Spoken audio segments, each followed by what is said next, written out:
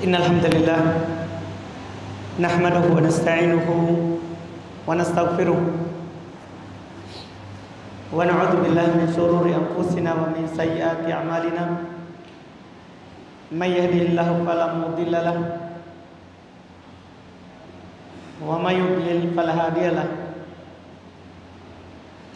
asyhadu an la ilaha illallah wahdahu la syarika lahu wa asyhadu anna Muhammadan abduhu wa rasuluh sallallahu alaihi wa ala alihi wa ashabihi wa man tabi'ahum bi ihsan ila yaumiddin, amma ba'd. Liban rahimani wa rahimakumullah.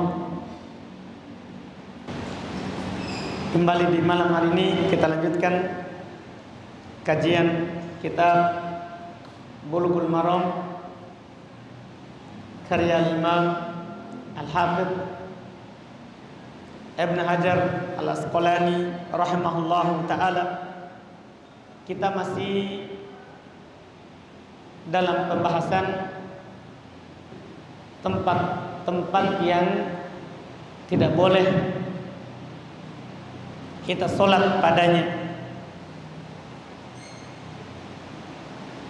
Di pembahasan kita terakhir kita membahas tempat yang pertama yang tidak boleh kita sholat, yaitu kuburan.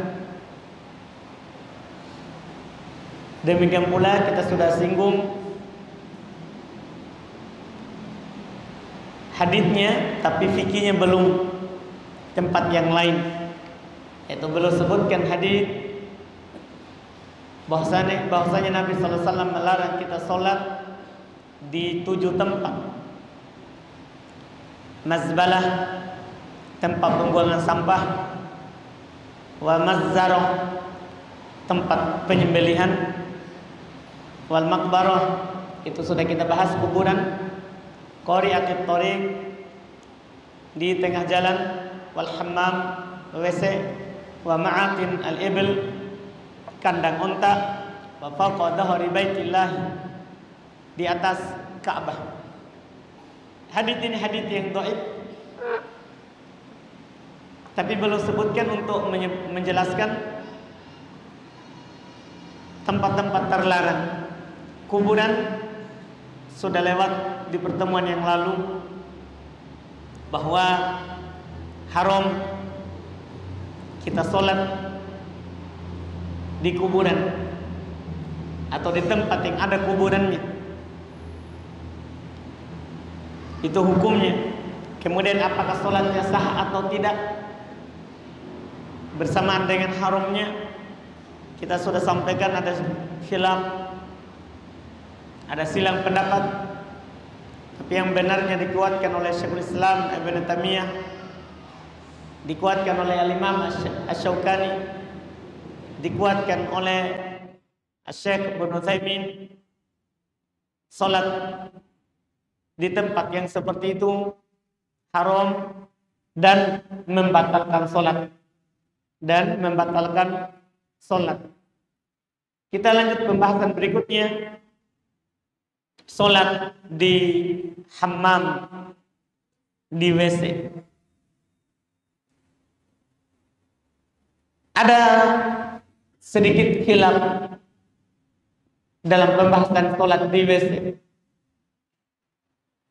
Ini tentunya jika WC-nya bersih. Kalau ada najisnya disepakati tidak boleh sholat di situ. Tapi kalau WC-nya bersih, apakah boleh sholat? Maka ada khilaf. Sebagian ulama mengatakan makruh, tidak haram. Hukumnya makruh. Mereka berdalil dengan dalil umum bahwa Nabi sallallahu alaihi wasallam bersabda, "Wa ju'ilat liyal ardu masjidan wa tahura." Masjid dijadikan untukku sebagai tempat sholat di mana saja.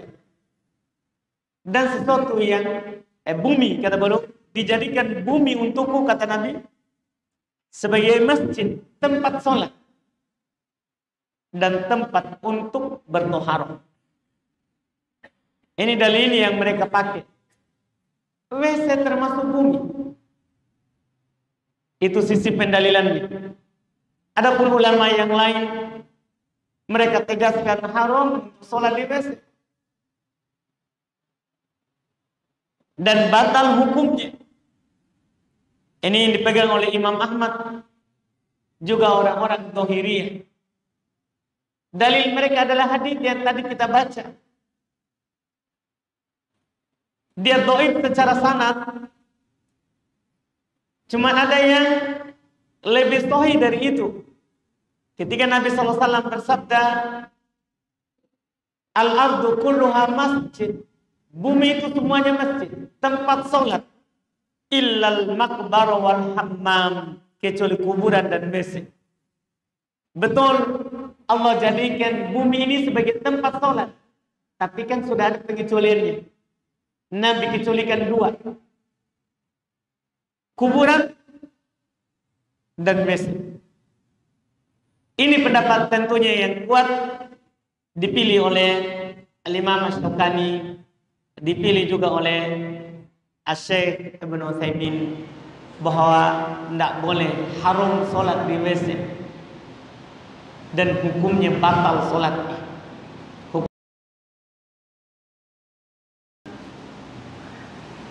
Ini di WC. Kemudian yang berikutnya al-mazbalah, tempat buang sampah.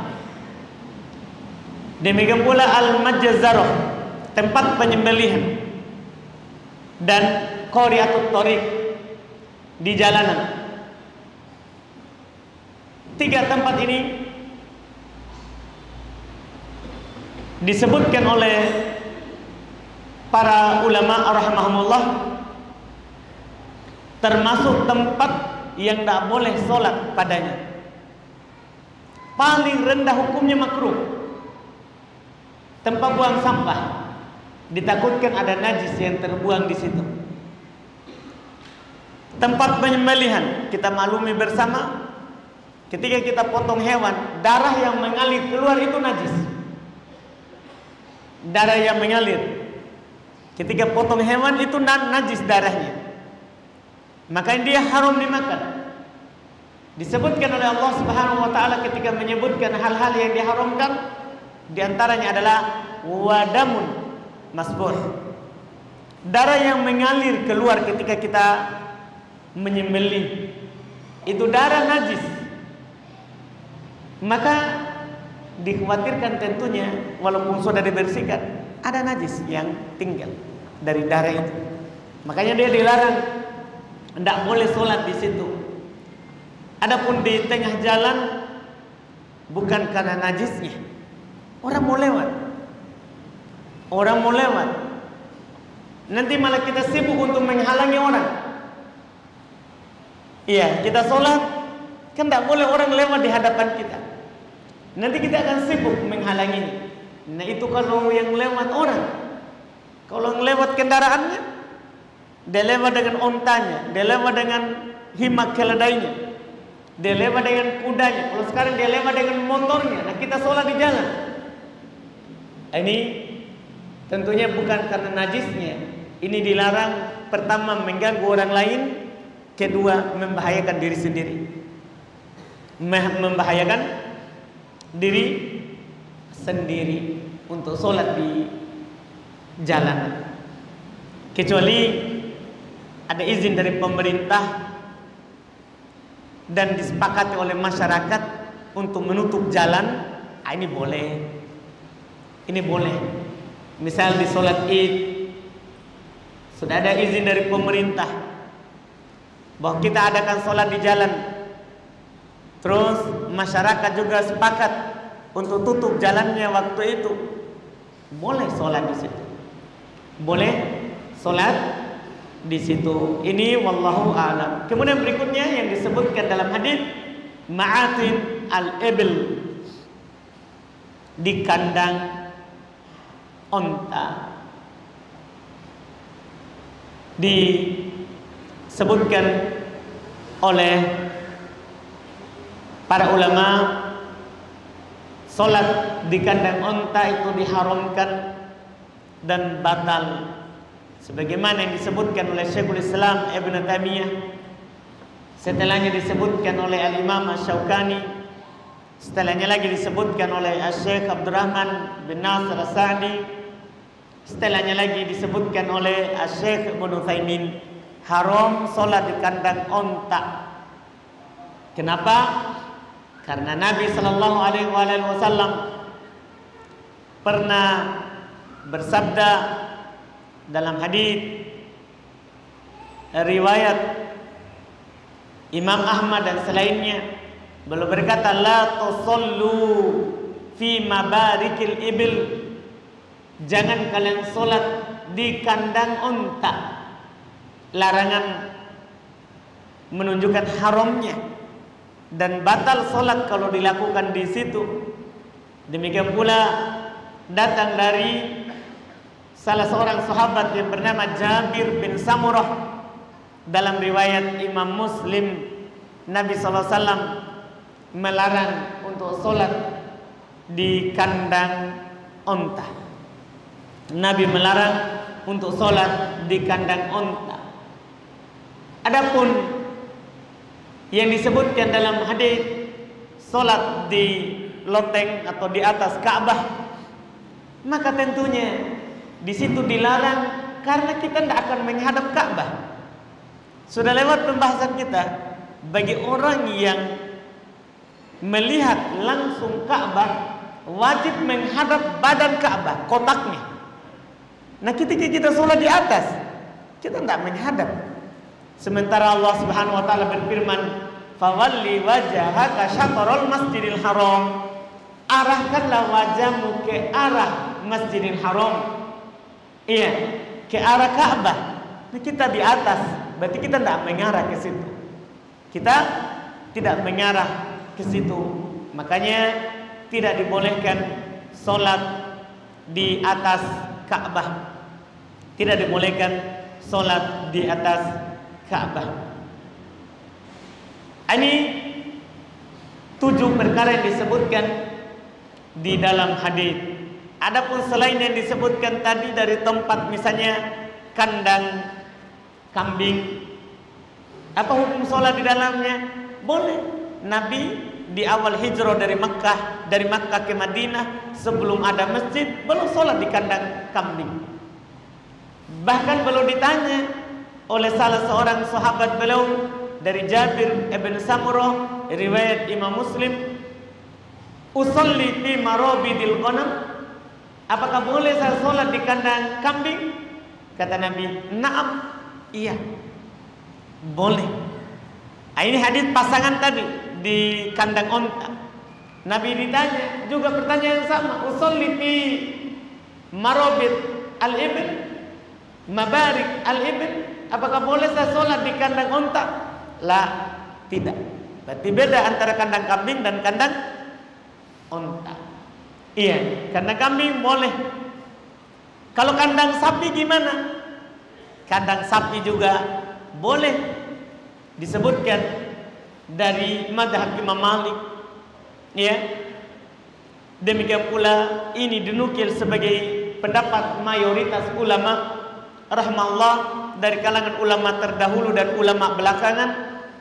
Mereka mengatakan boleh sholat di kandang sapi karena yang datang larangannya itu hanya di kandang onta. Kita berdalil dengan dalil umum. Nabi SAW bersabda, "Ainama adrakatka shalah fasolli fahuwa masjid." Dimanapun waktu sholat menjumpaimu, maka sholatlah. Itu adalah masjid. Dimanapun masuk waktunya. Ini umum, menunjukkan bolehnya sholat di mana saja, kecuali tempat-tempat yang dilarang. Kecuali tempat-tempat yang dilarang. Ini sebagai kelengkapan dari tempat yang dilarang. Demikian pula sebagai faedah, termasuk yang dibahas oleh ulama kita, sholat di tempat yang digosok, yang dirampok, diambil paksa. Misal ada sebuah rumah bukan haknya. Tapi dia berperkara sehingga misalnya pengadilan menangkan dia, tapi bukan haknya. Dia cuma punya hujah mungkin lebih berat, lebih kuat, sehingga pengadilan tidak memenangkan yang punya. Ini berarti dia gosok, diambil paksa, bukan haknya. Apa hukum sholat di situ? Dalam hal ini para ulama berselisih pendapat. Setelah mereka sepakat haram sholat di tempat yang kita ambil paksa, bukan hak kita. Kata Imam Nawawi rahimahullah, as-salatu fil ardil maksubah haram bil ittifaq. Sholat di atas tanah yang dirampok, yang bukan hak kita, haram berdasarkan kesepakatan. Dan mereka berselisih sah enggak atau tidak. Yang benarnya dari pendapat di sini, ini adalah pendapat dari mayoritas ulama rahimahumullah, sah tapi berdosa. Sah tapi berdosa. Iya. Jadi sholatnya sah, berdosa atau tidak? Berdosa. Ini pendapat dari mayoritas, walaupun di sana ada pendapat, salah satu pendapat dari Imam Syafi'i belum katakan tidak sah. Berdosa karena merampok, sholatnya tidak sah. Ini salah satu pendapat dari Imam Asy-Syafi'i rahimahullahu ta'ala, dan disebutkan itu merupakan madhab Imam Ahmad. Berdosa tidak sah. Berdosa tidak sah, walaupun yang kuat pendapat mayoritas sah tapi berdosa.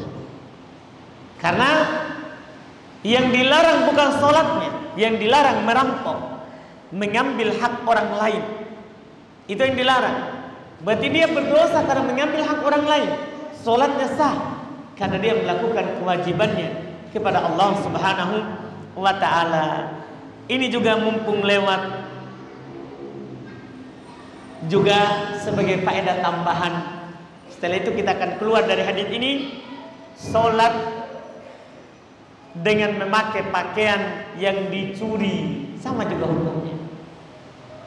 Iya, dia sholat pakai pakaian yang dia curi dari orang.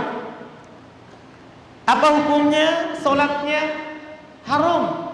Tidak ada silang pendapat. Sah atau tidak diperselisihkan. Pendapat mayoritas sah tapi berdosa. Pendapat mayoritas ulama sah tapi berdosa. Itu hukumnya, itu hukumnya. Ini sudah selesai pembahasan kita terkait dengan hadis yang disebutkan oleh penulis rahimahullah. Berikutnya kita masuk di hadis berikutnya yang menjelaskan syarat sahnya sholat. Hadis nomor 210. Dan kita baca juga 211 karena satu pembahasan. Masih dalam syarat sahnya solat. Kata beliau, an Abi Sa'id radhiyallahu taala anhu qala Rasulullah sallallahu alaihi wasallam, idza jaa ahadukumul masjida falyanzur fa in ra'a fina alaihi adan aw qadaron falyamsahhu wal yusalli fihi ma. Akhrajahu Abu Dawud wa Sahih Ibnu Khuzaimah. Kata beliau dari Abu Sa'id Al-Khudri radhiyallahu taala anhu, beliau berkata, Rasulullah sallallahu alaihi wasallam bersabda, apabila salah seorang dari kalian datang ke masjid, falyandur, hendaklah dia periksa sandalnya, lihat pakaiannya. Fa in ra'a fina alaihi ada, kalau dia melihat di kedua sandalnya ada kotoran atau kodaron, kotoran yang menempel, karena kita berjalan dari masjid bisa saja ada kotoran yang kita injak. Iya, kotoran yang kita injak. Hendaklah dia melihat dulu. Setelah itu falyamsahhu, hendaklah dia lapkan. dia gesekkan ke tanah. Iya, wal yusalli fihima, dan dia sholat menggunakannya. Ini hadis kalau riwayat Imam Abu Dawud, disahihkan oleh Ibnu Khuzaimah, dan betul hadis ini adalah hadis yang sahih. Kemudian berikutnya, an Abi Hurairah radhiyallahu taala anhu qala Rasulullah sallallahu alaihi wasallam idza watiya ahadukumul adha bi khuffaihi fatuhuruhum at-turab.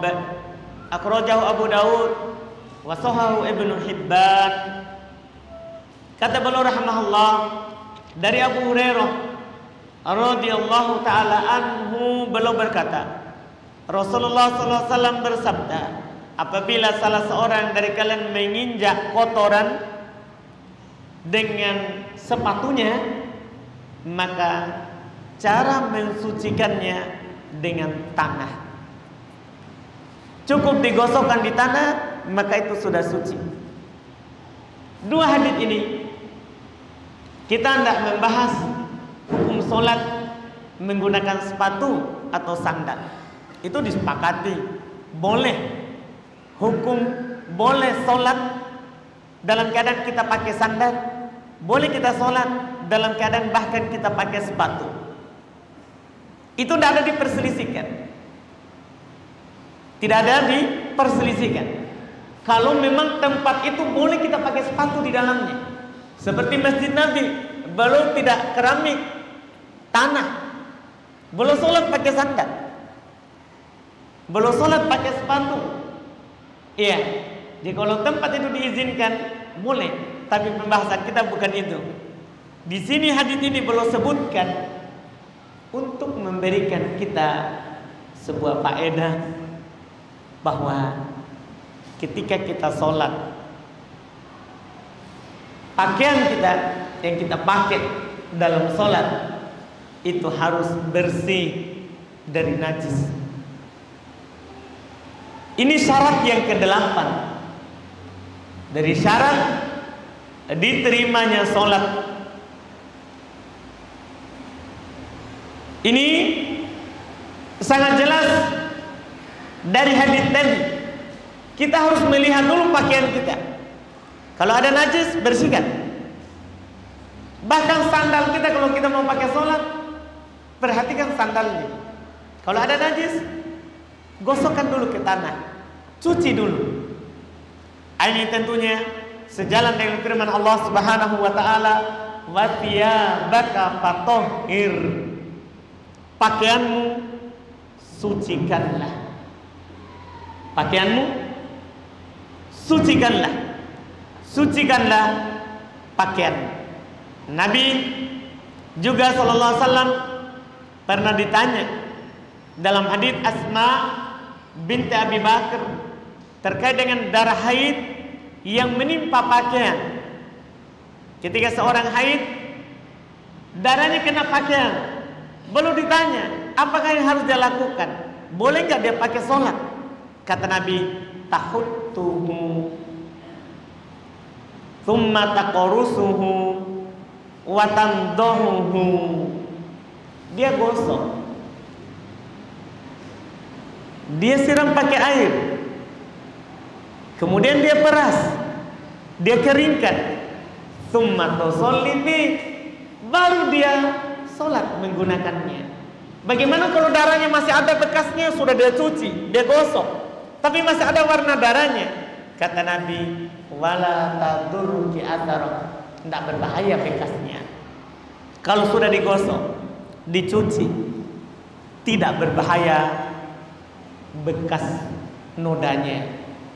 Ini yang disebutkan, ini menunjukkan bahwa harus suci dari najis. Harus suci dari najis pakaian yang kita pakai, apalagi ya itu adalah kencing dan kita mau masuk masjid, tidak boleh kita pakai pakaian yang kena najis, kena kencing. Nabi SAW bersabda, inna hadhil masajid la tasluhu li syai'in minal baul wala lil qadar. Sungguhnya masjid tidak cocok untuk sesuatu sedikit pun dari kencing, tidak pula sedikit pun dari air besar. Itu kata Nabi SAW. Harus bagi orang yang mau datang sholat ke masjid, harus bersih dari kencing, harus bersih dari air besar. Ini syarat ya yang disebutkan ketika kita masuk sholat, ketika kita masuk dalam ibadah besar rukun Islam yang kedua. Pakaian kita harus bersih dari najis. Pakaian kita harus bersih dari najis. Ini yang ingin beliau jelaskan pada hadis yang disampaikan. Kemudian berikutnya lagi kata beliau rahimahullah di hadis nomor 212, an Muawiyah ibn al-Hakam radhiyallahu taala anhu qala Rasulullah sallallahu alaihi wasallam inna hadhihi shalah la yasluhu fiha syai'un min kalamin nas innama huwa at-tasbih wa takbir wa qiraatul Quran, rawahu Muslim. Kata beliau dari Muawiyah Ibn al-Hakam radhiyallahu ta'ala, Rasulullah sallallahu alaihi wasallam bersabda, salat tidak cocok untuk sedikit pun dari ucapan manusia. Salat itu adalah untuk bertasbih, bertakbir dan membaca Al-Qur'an. Riwayat Imam Muslim. Hadis ini belum sampaikan terkait dengan satu masalah di dalam sholat, yaitu berbicara di dalam sholat. Apa hukumnya kita berbicara selain bacaan sholat? Pertama, kita bagi dua. Berbicara dalam sholat itu ada bicara sengaja, ada bicara tidak sengaja. Kalau dia sengaja, maka hukum sholatnya rusak, batal. Dinukil kesepakatan oleh Al-Imam Ibnu Mundir dalam hal tersebut. Kata beliau, ajma'a ahlul ilm, sepakat para ulama, ala anna man takallama fi salatihi amidan li kalamihi, bahwasannya siapa yang berbicara dalam salatnya sengaja dalam berbicara, wa huwa la yuridu islahu syai'in min amriha, dia tidak menginginkan dari berbicaranya itu untuk memperbaiki salat. Karena kalau dia berbicara karena mau memperbaiki sholat, boleh. Misal contoh ya, ada imam lagi baca, kita perbaiki bacaannya, kita benarkan.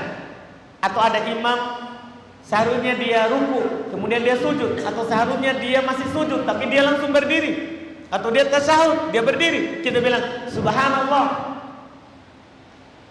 Boleh kita berbicara kalau untuk maslahat sholat. Ini yang belum katakan, ada orang berbicara sengaja bukan untuk maslahat sholat. Maka apa hukum berbicara? Kata beliau, disepakati anna sholatahu fasidah, sholatnya rusak. Sholatnya rusak. Bagaimana kalau lupa? Itu masalah yang kedua. Dia tidak sadar kalau dia lagi dalam sholat, dia berbicara tidak sengaja. Ini para ulama kita seperti Imam Malik Imam Syafi'i, Imam Ahmad, mereka katakan tidak batal. Tidak batal solatnya. Iya, tidak batal solatnya. Kenapa? Karena bukan kuasanya. Dia lupa. Sebagaimana kalau orang yang sedang berpuasa makan tidak sengaja, sah puasanya. Maka demikian pula juga dalam solat. Demikian pula dalam solat. Ini walaupun ada sebagian ulama seperti dinukil ya dari pendapat orang-orang Hanafiyah pengikut Abu Hanifah, mereka katakan batal walaupun tidak sengaja. Tapi yang benarnya tentunya adalah pendapat mayoritas ulama madhab, solatnya tidak batal kalau tidak sengaja berbicara. Kalau tidak sengaja berbicara. Iya. Kemudian beliau katakan, kita baca lagi satu hadis karena ini masih terkait dengan berbicara dalam solat, menukil awal pensyariatan untuk tidak berbicara dalam solat. Kata beliau, wa an Zaid ibn Arqam radhiyallahu taala anhu qala in kunna la natakallamu fi shalah ala ahdi Rasulillah sallallahu alaihi wasallam yukallimu ahaduna sahibah bihajatihi hatta nazalat hafidu ala sholawati was sholatil wusta wa qumu lillahi qanitin fa umirna bis sukut wa hunu wa nuhina anil kalam muttafaqun alaihi wal lafdhu li Muslim. Kata beliau dari Zaid ibn Arqam radhiyallahu taala anhu, beliau berkata, beliau bercerita, dulu kami berbicara dalam solat di masa Rasulullah SAW. Salah seorang dari kami berbicara dengan temannya terkait dengan kebutuhannya di dalam solat, sampai turun firman Allah, turun ayat hafidhu ala sholawat, jaga solat kalian, wassolatil wusta, dan solat pertengahan yaitu solat asar, wa qumu lillahi qanitin, berdirilah untuk Allah Subhanahu wa taala dalam keadaan diam, tidak berbicara kecuali yang boleh dibaca dalam solat. Maka kata beliau, maka pun kami pun diperintahkan untuk diam dan kami dilarang untuk berbicara. Disinilah awalnya. Ini hadis riwayat Imam Al-Bukhari dan Imam Muslim, dan lafaz ini yang panjang seperti ini lafaz Imam Muslim. Inilah sejarah awal dari dilarangnya berbicara dalam solat. Awalnya para sahabat walaupun solat berbicara, kemudian turun Al-Quran, maka Nabi SAW melarang mereka untuk berbicara dan memerintahkan mereka untuk diam. Setelah itu Nabi hanya suruh solat hanya bisa untuk bertakbir, bertasbih, dan membaca Al-Quran. Artinya boleh berbicara, tapi pembicaraan yang diizinkan. Boleh berbicara, tapi pembicaraan yang kita bicarakan, yang keluar dari mulut kita adalah yang dibolehkan, yang diajarkan oleh Nabi Sallallahu Alaihi Wasallam. Ya, ini hadis yang beliau sampaikan. Anak kira hadis ini adalah hadis yang sangat jelas. Kemudian nanti beliau akan sampaikan hadis berikutnya lagi, cara mengingatkan imam kalau lupa. Kan kita tidak boleh berbicara. Apa yang harus kita lakukan? Nanti kita baca hadis berikutnya. Ada perbedaan antara laki-laki dan perempuan dalam hal tersebut. Insya Allah kita baca di pertemuan akan datang. Sekarang kita masuk di tanya jawab. Silakan bagi ada yang bertanya langsung, boleh. Apakah terkait dengan masalah tadi? Sebetulnya ada yang belum jelas, silakan.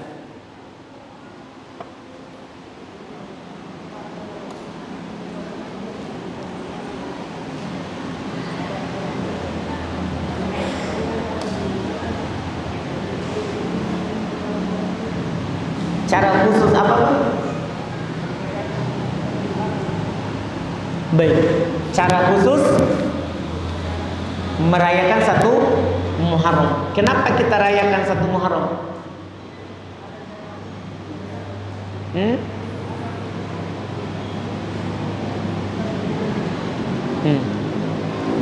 Satu Muharram maksudnya tahun baru. Iya. Yang menetapkan tahun baru itu Pak adalah Umar bin Khattab, bukan Nabi sallallahu alaihi wasallam. Yang menetapkan tahun Hijriah itu adalah Umar bin Khattab. Beliau hitung mulai hijrahnya Nabi sallallahu alaihi wasallam. Dari situ. Artinya bukan Nabi. Nabi tidak merayakan tahun baru Islam. Umar yang menetapkannya, tidak merayakannya. Tidak sebelumnya Abu Bakar, tidak Umar yang menetapkannya, tidak Utsman, tidak Ali. Tidak pula para sahabat. Ia merayakannya. Bahkan ia merayakan tahun baru Islam itu adalah tasabbuh dengan orang yang merayakan tahun baru selain Islam. Tidak ada syariat dari Nabi SAW terkait dengan Muharram kecuali puasa Asyura. Kecuali puasa di tanggal 10 dan boleh dipuasa di tanggal berapa? Tanggal 9. Iya, di tanggal 9. Karena Nabi SAW katakan kalau saya hidup di tahun depan saya akan puasa 9. Saya akan puasa 9. Adapun acara-acara tidak ada. Tidak ada zikir bersama. Tidak ada. Tidak ada syariat.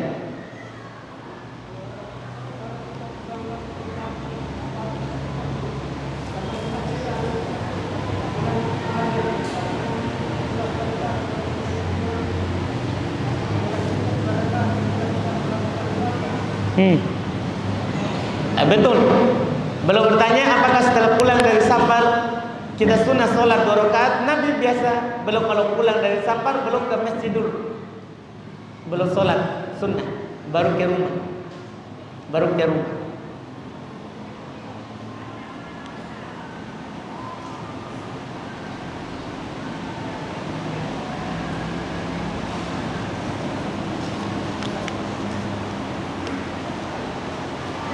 Silakan.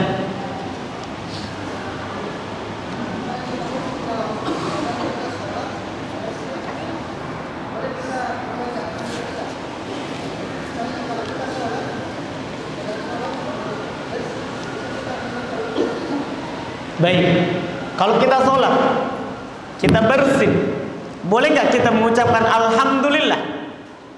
Apakah ada Pak perintah Nabi? Contoh, dibolehkan hal tersebut? Pernah dengar? Yang kita dengar, Nabi benarkan atau Nabi salahkan? Yang pernah kita dengar? Ada yang Alhamdulillah ya, baru Nabi benarkan atau salahkan? Yang pernah kita dengar? Oh, mohon maaf, berarti kita dengar setengah. Iya. Jadi ada di masa Nabi, sahabat bersin. Dia bilang Alhamdulillah. Banyak akhwat ini. Iya. Dia bilang Alhamdulillah. Dia isyaratkan kepada temannya sebelah untuk bilang Yarhamukallah.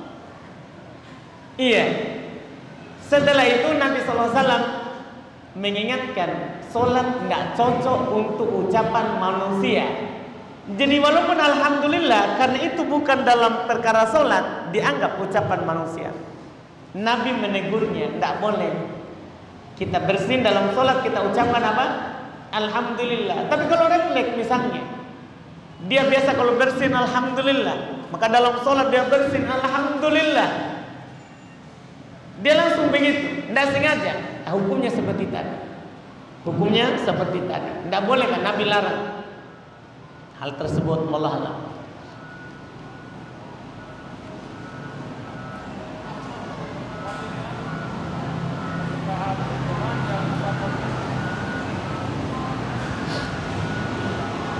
Ada kemungkaran?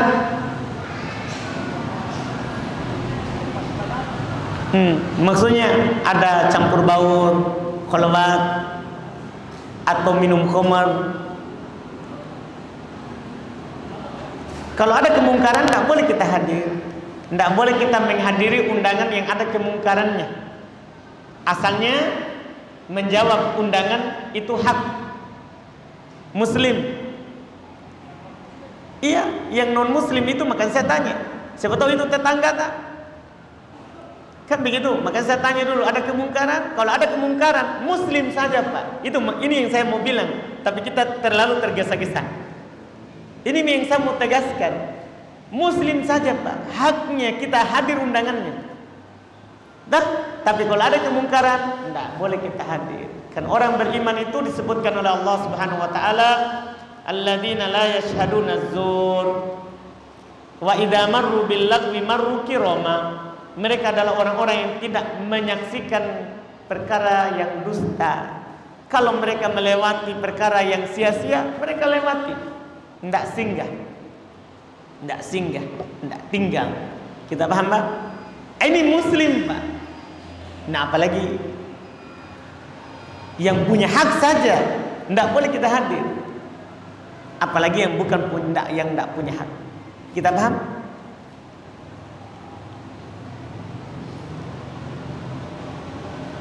Sini ada pertanyaan. Ikhlaskah sholat yang kita lakukan ketika kita sholat berharap surga dan takut neraka? Ya ikhlas. Itu kan karena Allah. Iya. Kita sholat karena ingin masuk dalam surga Allah, pahala Allah. Karena sholat Allah janjikan surga, dan Allah hindarkan kita dari neraka. Ya, kita sholat untuk itu, ikhlas. Karena ingin pahala akhirat. Tidak ikhlas itu kalau kita sholat ingin dunia. Ini kan ingin akhirat. Ingin akhirat. Kita ikhlas, wallahu a'lam.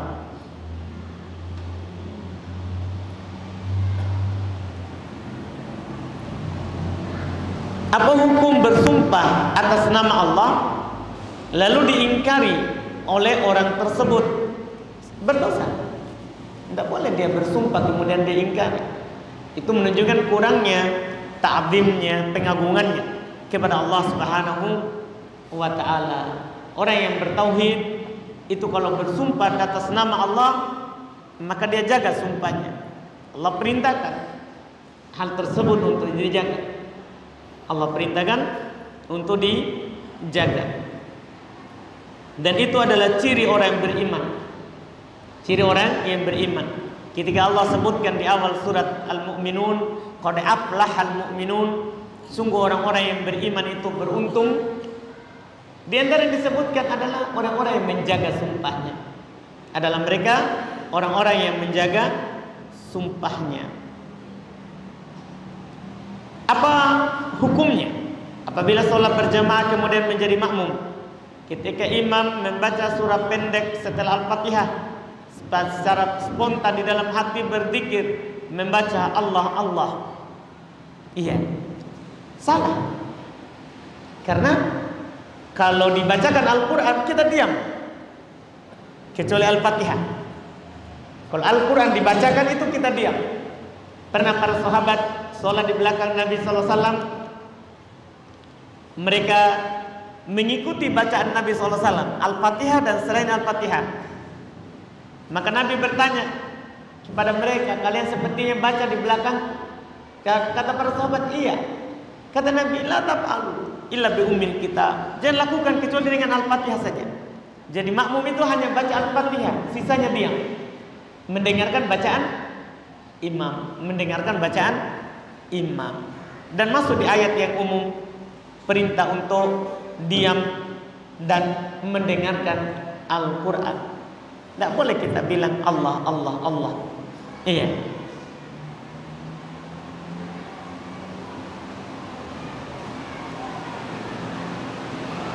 Kemudian ini ada pertanyaan, bagaimana kalau kita sholat dengan menggendong balita dalam sholat, sedangkan anak bayi itu memakai popok yang dia sudah kencingi?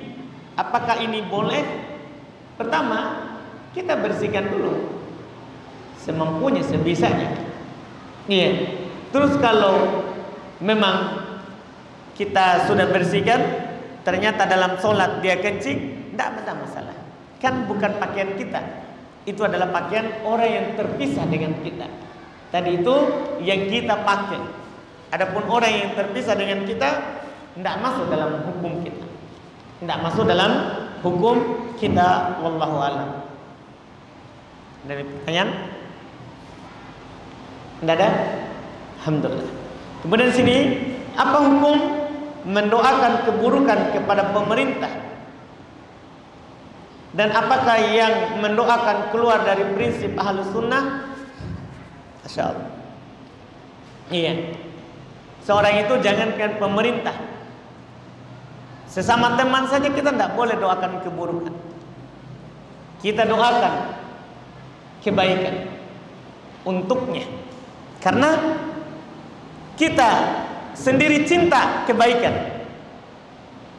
Maka Nabi SAW katakan, la yu'minu ahdukum, dalam hadits Anas, hatta yuhibba li akhihi ma yuhibbu li nafsi. Tidaklah beriman salah seorang dari kalian sampai dia menyenangi untuk saudaranya apa yang disenangi untuk dirinya. Artinya, kalau dia suka dapat kebaikan, dia harus suka juga kebaikan itu temannya dapat. Dia mintakan untuknya kebaikan. Kalau dia tidak suka didoakan keburukan, maka dia sama temannya juga tidak suka didoakan keburukan. Maka Nabi bilang, tidaklah beriman orang yang seperti itu. Iya. Ciri yang baik itu kita doakan saudara kita dengan doa yang baik. Apalagi pemerintah. Kita tentunya ada hak dan prinsip yang harus dijaga. Iya. Kita tidak boleh mendoakan mereka kecuali dengan kebaikan. Walaupun dia memukul kita, mengambil harta kita, kita disuruh dengar dan taat. Kata Nabi SAW dalam hadits Al-Irbad Ibn Sariyah, ketika Nabi berwasiat kepada para sahabat, ketika beliau berwasiat kepada para sahabat, di antara beliau berwasiatkan kepadanya, isma' wa ati' wa in abdun habasyi, dengar dan taat walaupun pemimpinmu itu budak Habasyi. Walaupun kata Nabi, wa in daraba dhahrak wa akhadha malak, walaupun dia memukul punggungmu, dia mengambil hartamu, dengar dan taat. Dengar dan taat. Karena wa in aqta'u falakum alaihim, kalau mereka salah maka pahalanya untuk kalian, dosanya atas mereka. Wa in asabu falakum alaihim, kalau mereka benar pahalanya untuk mereka, pahalanya juga untuk kalian. Jadi kita tidak rugi. Makanya kalau dapat seperti itu, kita doakan kebaikan. Iya, jangan sampai karena kebencian terhadap sebagian orang kita tidak berlaku adil, kita malah dolim. Dakwah ahli sunnah itu mengajak orang kepada kebaikan dan mendoakan orang kebaikan. Bukan dari cirinya mengajak orang dalam keburukan dan mendoakan keburukan pada orang. Bahkan sebagian ulama memasukkan itu adalah prinsip dari prinsip ahli sunnah wal jamaah. Mereka dengar dan taat terhadap pemerintah, tidak memberontak, Apakah dalam bentuk qaul ucapan atau dalam bentuk fi'il perbuatan kepada pemerintah yang sah, yang dianggap oleh semua orang sebagai pemerintah. Wallahu a'lam. Kita cukupkan? Belum bunyi atau sudah lewat banyak? Baik, karena sudah tidak ada, kita cukupkan. Subhanaka wa bihamdik, asyhadu an la ilaha illa anta astaghfiruka wa atubu ilaik. Assalamualaikum warahmatullahi wabarakatuh.